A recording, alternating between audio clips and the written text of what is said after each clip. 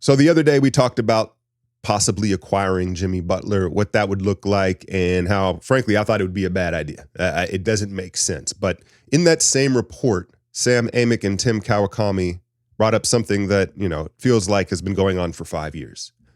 Monitoring the Giannis situation. Now, it felt like that ship had sailed when they trade for Dame and Giannis extends, and then last year happens for the Bucks. Just another disastrous season.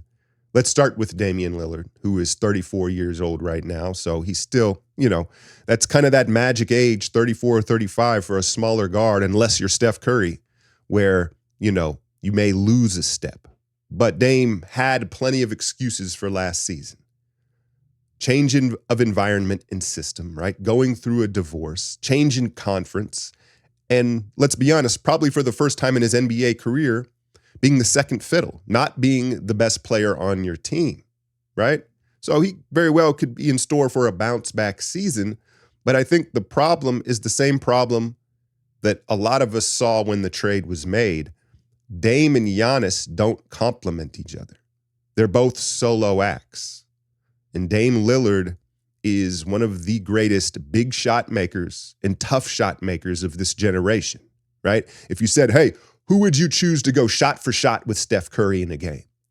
Most people would say Damian Lillard. That's fine. I have no problem with that. I agree. The problem is Dame does none of the other things that Steph Curry does. He doesn't set screens. He doesn't move off the ball. He doesn't try to fight through screens. He doesn't really make others around him better. And when you say the name Steph Curry, it's synonymous with the greatest shooter of all time, rightfully so. But what really makes Steph is all those other little things that he's willing to do that none of these other guys in that archetype do.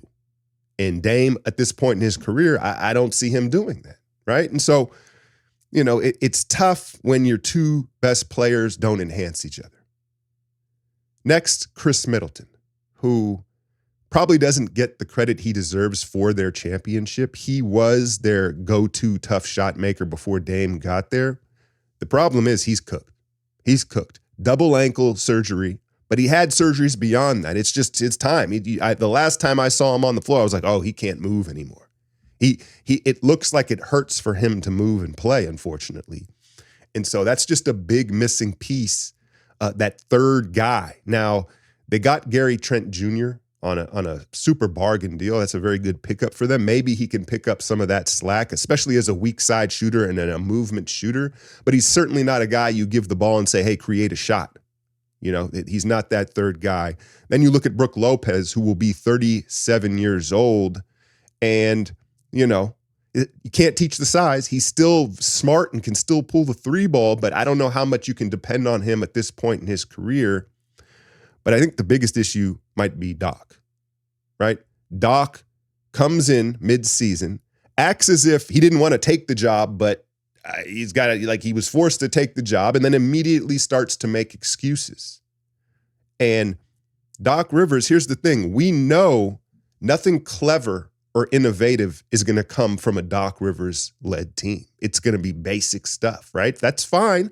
That's fine if you have the personnel and you teach it well, but just that excuse mentality and lack of innovation or creativity offensively from a Doc team, I think, I think that there is a very real possibility, especially when you consider how strong the Eastern Conference is right now. You could argue maybe the strongest in 20 years, that we look here at the end of this upcoming season and the Bucks don't make it out of the play-in.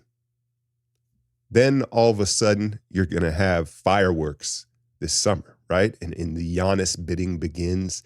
And, Giannis has, I had talked a bit about this in a patron episode yesterday. Giannis has kind of grown annoying to me. Like, don't get it twisted. I'd love for him to join the Warriors. I want to win, right? But personality-wise, as he's matured in the league, he's kind of contradicted himself when he speaks, and there's kind of a phoniness. I get that he's trying to say the right things, but no one's buying it, right? And I guess my point is, Giannis is going to say all the right things this season, right? Up until he doesn't. Up until they get eliminated in a play-in, and then all of a sudden I could see the 180 happening, and you know how that goes.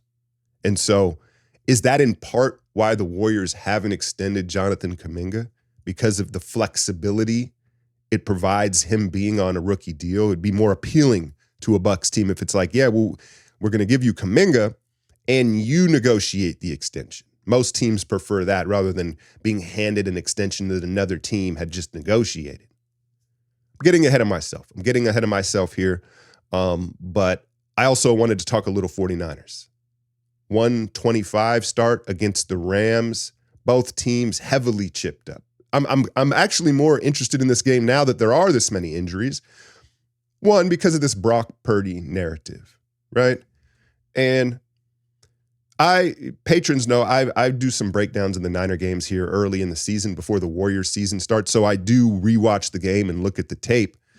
And if there was a knock to me on Purdy, listen, we know he is not like the archetype 6'4" quarterback with a cannon, right? We understand that. And I think where you do see his limitations is he has to get his feet set and his shoulders set to really put the ball where he wants down the field. And it's a gift and a curse because he knows that he's so fundamentally sound and he's always trying to get to that. But if your offensive line isn't giving you a clean pocket or a platform to do so, he can't just flick that ball in there, sidearm and just with, these guys with all that velocity. He lacks velocity on the ball. And at times it takes away opportunities, right? And also, even when he gets it to guys, there's like a beat where you're like, I wish it was there just a beat quicker so the Yak Bros could get going, right? But that said, hey, I'm not complaining. I'm a Purdy guy. I'm just saying if that would be my concern and my knock against him at this point, but I'm excited to see him try to quiet the doubters, especially in this one without all those weapons. Now, Underdog Fantasy, click the link in the description. You can use the code Alchemy and get 50% bonus on your first deposit up to $1,000. They've got all sorts of specials running all day Sunday, so you can play with all sorts of ones. What I have today for this Niners game is I know a lot of people are probably eyeing that Brandon Ayuk reception number because he's moved to the number one guy. No Debo, no George Kittle, no CMC. I'm looking at 3rd and 1. I'm looking at Juwan Jennings and the rapport they have and just his hands, the trust. He's been probably our best receiver this season, right? And he's quietly been very good his whole tenure with the Niners. So I like Juwan Jennings higher than 3.5 receptions. And then as good as Matthew Stafford is, I like him to throw a pick once the Niners get up in this thing. And I like Stafford for this. He's not afraid to throw a pick when you're down. If you're down 14, 17 points, hopefully they are, but when he's down, he's not going to play it conservative for his percentages and the optics. He's going to go for it. And so I suspect as the Niners pull ahead and Stafford has to get more aggressive, missing his 2 best receivers. They've got the speedy Atwell. That might be a number you want to look at, but I suspect he throws one. So those are my picks for Underdog Fantasy. I will have a breakdown of that on my Patreon tomorrow. But yeah, it's an important one. These division matchups, no matter what the scenario, funny stuff always happens, right? They're always more difficult than they should be. So looking forward to that one at 1. And the Giannis situation, man. I feel like we're going to be talking about it until Giannis retires. Y'all enjoy your Sunday. Hit that like, share, and subscribe. I'm out, y'all.